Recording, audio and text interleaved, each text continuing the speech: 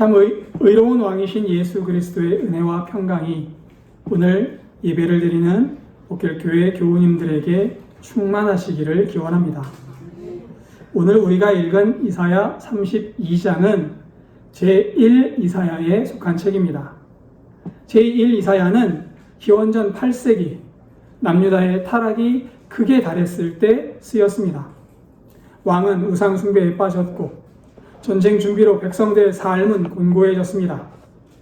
방백은 뇌물을 받았고 재판은 공정하지 않았습니다. 백성들은 착취를 당하고 고위 관료는 자신의 배만 불리고 있었습니다. 그 대표적인 인물로 하나님을 버린 아하스 왕, 그리고 히스기야 때의 국내 대신이었던 셈나라는 인물을 들 수 있을 겁니다. 아하스 왕을 좀 살펴볼까요? 아하스 왕은 이스라엘의 왕임에도 불구하고 바알을 숭배했습니다. 각종 우상을 설치했고요. 성전에 이방식의 제단을 설치하고 성전 기물을 파괴했습니다. 심지어는 성전의 문을 닫아 제사를 중단시키기도 했습니다. 그리고 더한 일도 했지요. 아하스 왕은 암몬의 신 몰렉에게 아들을 불태워 제물로 바치기까지 한 왕이었습니다. 외교적으로는 아람과 북이스라엘 연합군이 공격해 올 때 하나님께 아무것도 묻지 않고 성전과 왕궁의 금을 뜯어다가 아수르의 조공으로 바쳤습니다. 하나님의 백성 이스라엘이 하나님은 의지하지 않고 강대국 아수르를 믿었던 겁니다. 다른 사람도 볼까요? 히스기야 왕 때의 국내 대신이었던 셈나를 살펴보겠습니다. 셈나는 아수르와의 전쟁을 주장한 사람입니다. 전쟁을 주장하면서도 전쟁이 나면 가장 먼저 도망가기 위해서 빠른 수레를 준비하고 있었다라고 성경은 기록합니다. 또 전쟁에서 도망가지 못하면 죽어서 화려한 무덤에라도 묻히겠다라는 마음으로 돌을 깎아 무덤을 만들기까지 한 사람이 셈나였습니다.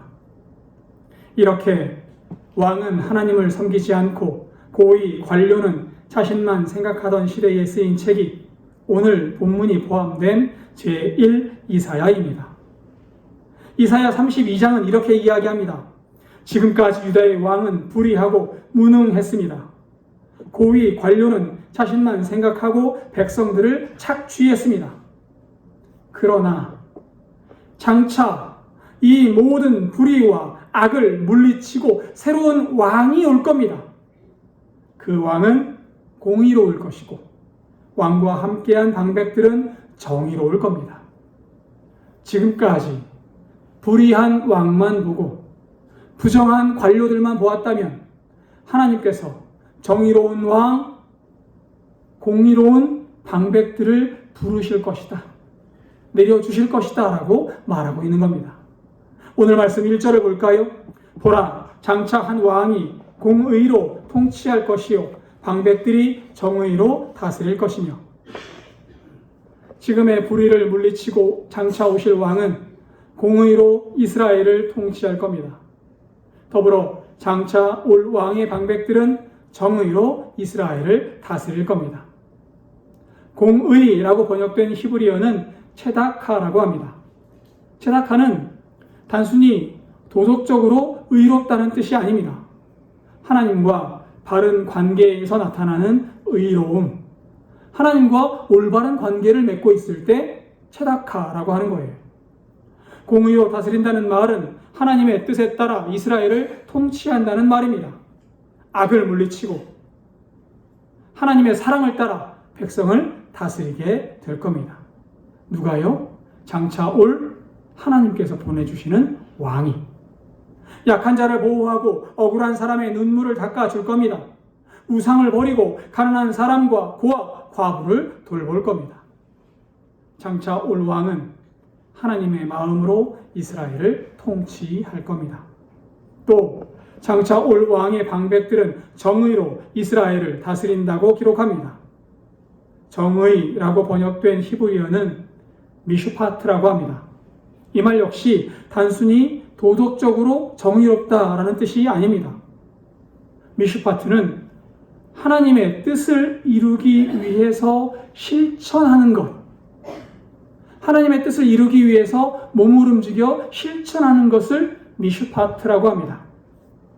장차 올 왕의 방백은 하나님 말씀을 실천하고 하나님의 뜻에 합당하게 행동할 것이다.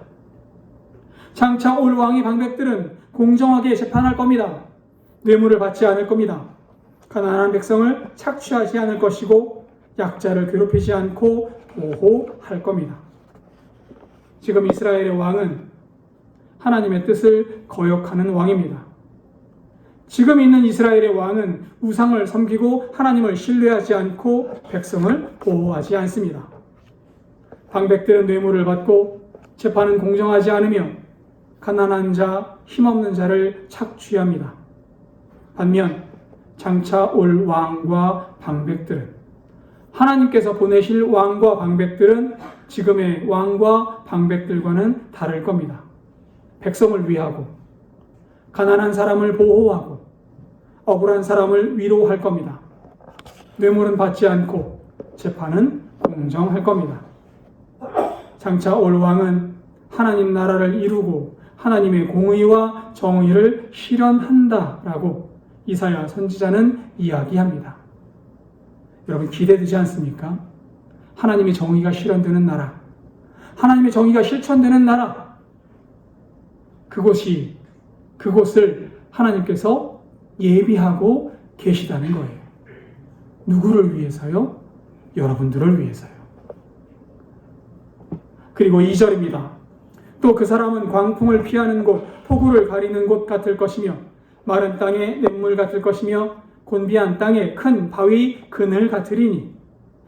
2절 말씀을 직역하면 이렇습니다. 그 사람은 바람을 피하는 은신처처럼, 폭풍우를 막아주는 덮개처럼, 메마른 땅의 개울물처럼, 황량한 땅의 큰 바위 그림자처럼 되리라. 장차 올 왕은 백성들이 삶의 위기를 맞이할 때 위기를 극복할 수 있도록 도와줄 겁니다. 장차 올 왕은 백성들의 삶이 고단하고 의지할 곳이 없을 때 기댈 수 있는 은신처가 되어 줄 겁니다. 반면 이사야 1장 23절에서 이사야 선지자는 현재의 유다 관원을 이렇게 묘사합니다. 내 고관들은 패역하여 도둑과 짝하며 다 뇌물을 사랑하며 예물을 구하며 고아를 위하여 신원하지 아니하며 과부의 송사를 수리하지 아니하는도다. 현실의 왕과 고관들은 도둑과 같다는 겁니다. 백성을 속이고 뇌물을 받고 죽어가는 백성들을 외면했습니다. 지금 우리의 삶을 보는 것 같지 않습니까? 반면에 장차 하나님께서 보내실 왕과 방백들은 지금 우리가 경험하는 공무원, 왕과는 다를 겁니다. 하나님께서 보내실 왕은 백성에게 산성이 되고 그늘이 되어 지켜주고 보호할 겁니다. 백성을 위하여 백성이 살기 좋은 나라를 만드는 왕을 하나님께서 보내주신다고 이사야 선지자는 예언하고 있습니다. 그렇다면 장차 올 왕의 나라에 들어갈 우리들은 어떠한 준비를 해야 될까요? 우리들은 어떤 변화를 맞이해야 될까요? 3절 말씀입니다. 보는 자의 눈이 감기지 아니할 것이요 듣는 자가 귀를 기울일 것이며. 장차 올 왕이 다스릴 나라에서 살게 되는 백성들은 이전의 이스라엘 백성들과는 다른 모습이어야만 합니다. 이전까지의 이스라엘 백성은 하나님의 영광에 눈을 감고 하나님 말씀에 귀를 닫고 살았습니다. 하나님의 영광을 보아도 하나님을 경외하지 않았고 하나님 말씀을 들어도 깨닫지 못하고 실천하지 못했습니다.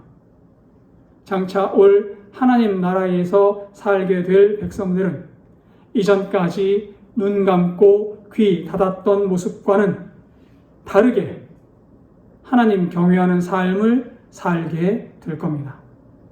하나님 말씀을 듣고 그 말씀을 깨달을 것이고 말씀대로 살기 위해 힘쓸 겁니다. 말씀을 듣는 것을 즐거워할 것이고 말씀을 듣는 자리에 기쁨으로 나아갈 겁니다. 또한 하나님의 영광을 보며 기뻐 찬양하게 될 겁니다. 4절도 읽겠습니다. 조급한 자의 마음이 지식을 깨닫고 어눌한 자의 혀가 민첩하여 말을 분명히 할 것이라. 여기에서 조급한 자라는 말은 단순히 성격이 급한 사람을 말하지 않습니다. 깊이 생각하지 않고 성급하게 판단하는 사람, 하나님 말씀을 충분히 묵상하지 않고 자기 생각대로 행동하는 사람을 말합니다. 조급한 사람은 눈앞에 보이는 개인의 이익에 따라 행동하는 사람입니다. 저 멀리 하나님 나라를 생각하지 않고 지금 이 땅의 일만 생각하는 사람, 그 사람이 조급한 자라는 겁니다. 반면 장차 올 왕이 다스리는 나라에서는 말씀을 깊이 묵상하지 않고 행동하던 사람들이 변화될 겁니다. 그들이 변화되어서 참된 지혜를 깨닫게 될 겁니다. 이전에는 눈앞의 이익, 세상에서의 이득만 바라보았지만 이제는 하나님 나라를 바라보고 영원한 생명을 소망하며 하나님의 영광을 위해 행동하게 될 겁니다. 오실 왕이 만드는 나라의 백성들은 하나님의 뜻을 먼저 생각하고 하나님 말씀대로 살려고 노력하게 될 겁니다. 자신의 생각만 앞세우던 사람이 하나님의 말씀에 귀를 기울이고 하나님의 말씀을 먼저 앞세우게 된다는 겁니다. 또 어눌한 자의 혀는 말을 다듬는 사람을 가리키지만 여기서는 단순히 언어 장애를 말하려는 것이 아닙니다. 어눌한 자의 혀는 하나님 말씀을 듣고도 진리를 선포하지 못하는 사람, 예수 그리스도의 은혜를 입고도 예수 그리스도를 자랑하지 못하는 사람, 하나님의 뜻을 분명하게 전하지 못하는 사람, 그런 사람들을 어눌한 자의 혀라고 말합니다. 이렇게 어눌한 자의 혀도 장차 올 왕이 다스리는 나라에서는 그 혀가 민첩하여진다고 오늘 말씀은 이야기합니다. 하나님께서 깨닫게 하신 진리를 담대하게 말하게 된다라는 겁니다. 하나님께서 베풀어 주신 은혜를 분명하게 증거하게 된다라는 겁니다. 하나님은 우리에게 하나님의 말씀, 하나님의 역사를 깨닫게 하실 것이고 말씀을 깨닫고 하나님 역사를 알게 된 하나님의 백성들은 진리를 다른 사람에게 전하게 될 겁니다. 이것이 장차 올 왕의 나라에서 살게 될 백성의 모습입니다. 예전에는 하나님의 말씀을 들어도 깨닫지 못했고 들어도 말하지 못했습니다. 그러나 장차 올 왕이 다스리는 나라에서는 마음도 새로워지고 입술도 새로워집니다. 그래서 하나님의 백성은 진리를 깨닫게 될 뿐 아니라 깨달은 진리를 삶으로 고백하고 담대하게 전하는 사람이 되는 겁니다. 이렇게 하나님 나라가 의로운 왕과 정의로운 지도자 그리고 성숙한 백성으로 이루어질 때 그 나라는 열매를 맺는 나라가 될 겁니다. 반드시 열매가 나타나게 될 겁니다. 오늘 말씀 읽은 말씀 16절을 읽겠습니다. 그때에 정의가 광야에 거하며 공의가 아름다운 밭에 거하리니. 그때라는 말은 장차 하나님께서 보내실 왕이 다스리는 때를 말합니다. 또 광야는 사막을 말합니다. 한마디로 광야는 생명이 없는 곳입니다. 장차 올 왕이 다스리는 때에는 생명이 없는 광야도 정의로울 겁니다. 사람들이 없는 땅마저도 정의롭게 변화될 겁니다. 그리고 아름다운 밭은 풍성한 열매를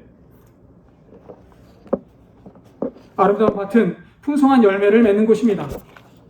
왕궁과 같은 풍성하고 화려한 곳을 풍성한 밭이라고 이야기합니다. 장차 올 왕이 다스리는 때에는 화려하고 높은 지위가 있는 곳도 공의로울 겁니다. 광야에도 정의가 거하고 아름다운 밭에도 공의가 거한다는 말씀은 하나님의 통치가 어느 한 곳에만 머무르지 않는다는 겁니다. 잘 사는 사람에게만 하나님의 은혜가 있지 않을 겁니다. 힘 있는 사람에게만 하나님의 정의가 나타나지도 않을 겁니다. 광야와 같은 인생에도, 또 아름다운 밭과 같은 인생에도 하나님의 정의와 공의는 동일하게 임할 겁니다. 장차 올 왕이 다스리는 나라에서는 모든 사람이 정의와 공의를 경험할 것이고 한 사람도 소외되지 않을 겁니다. 가난한 사람도, 부유한 사람도, 강한 사람도, 약한 사람도 모두가 하나님의 은혜 안에서 살게 될 겁니다. 이전까지는 부유한 사람, 권력이 있는 사람에게만 은혜가 내리는 것 같았습니다. 그들끼리 힘을 공유하고 그들끼리 이익을 나누며 살았습니다. 가난한 사람, 힘이 없는 사람은 손해만 보고 핍박을 받았습니다. 반면 장차 올 왕의 시대에는 부유한 사람도 가난한 사람도 하나님의 정의에 따라 은혜를 누리며 살게 될 겁니다. 17절도 읽겠습니다. 공의의 열매는 화평이요 공의의 결과는 영원한 평안과 안전이라. 장차 올 왕이 다스리는 나라는 화평할 것이고 평안과 안전이 있을 겁니다. 보통 사람이 생각하는 화평은 다툼이 없는 것을 말합니다. 싸우지 않고 조용하면 평화롭다라고 말하는 겁니다.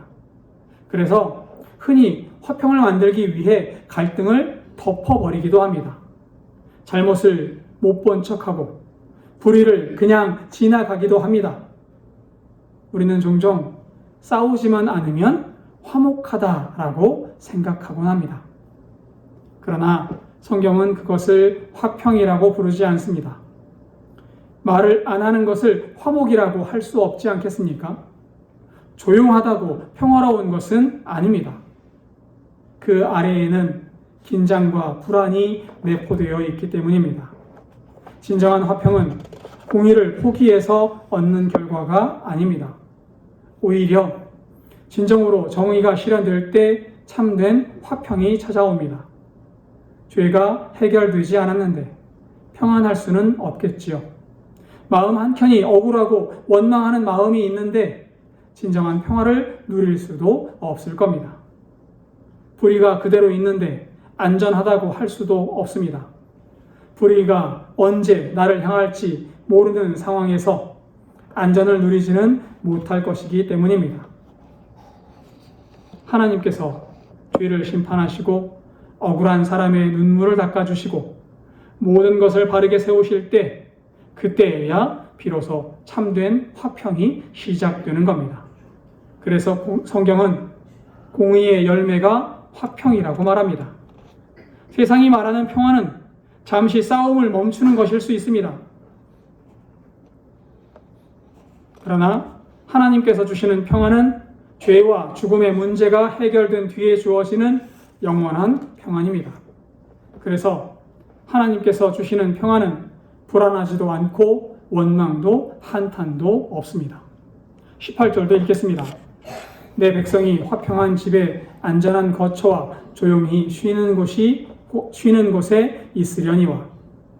18절에서 말하는 집과 거처, 쉬는 곳은 단순히 좋은 집을 의미하지 않습니다.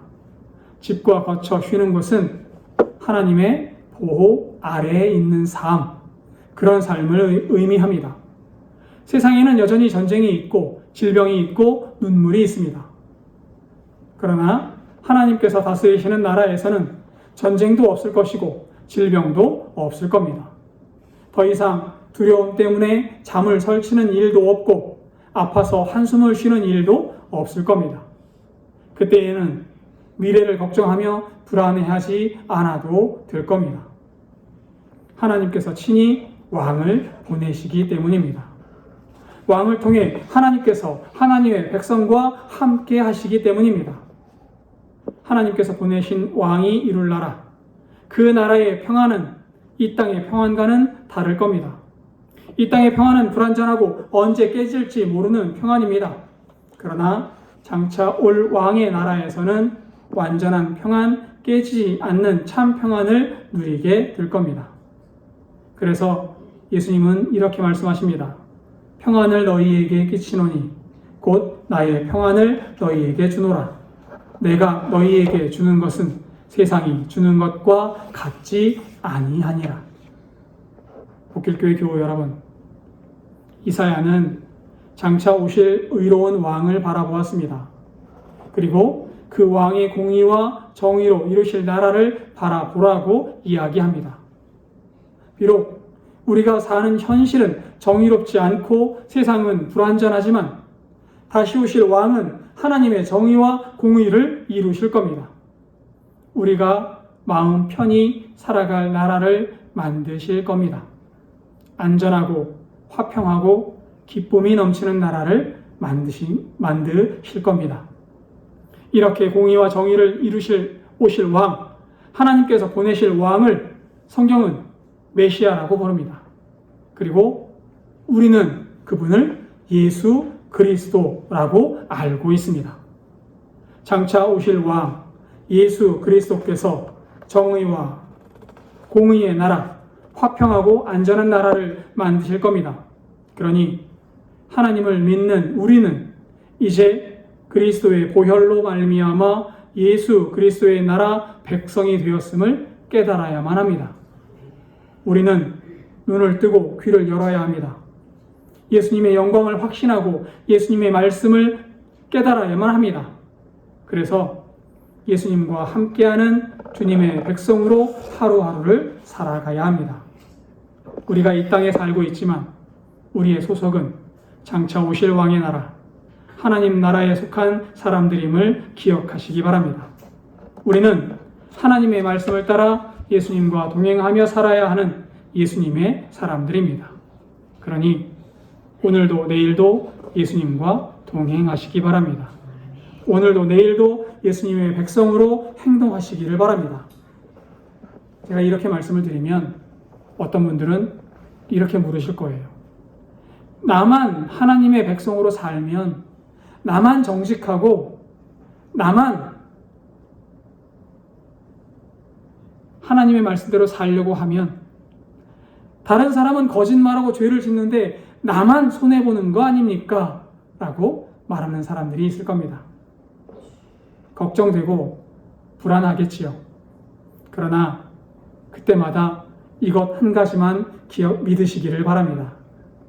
세상은 알아주지 않아도 의로우신 왕 예수님은 여러분의 눈물과 헌신을 기억하시고 반드시 하늘의 신령한 은혜와 영광으로 상급을 부어 주실 겁니다. 예수님은 분명 정의와 공의를 이루시는 나라를 만드실 겁니다. 그리고 하나님 말씀을 따라 살아가는 여러분은 그 나라에서 영원한 영광을 누리게 될 겁니다. 반드시 여러분에게 상급을 주시고 반드시 여러분에게 하늘의 영광을 허락하실 줄 믿습니다. 그러니 오늘 하나님의 백성으로 살아가는 복길교회 교우님들 되시기 바랍니다.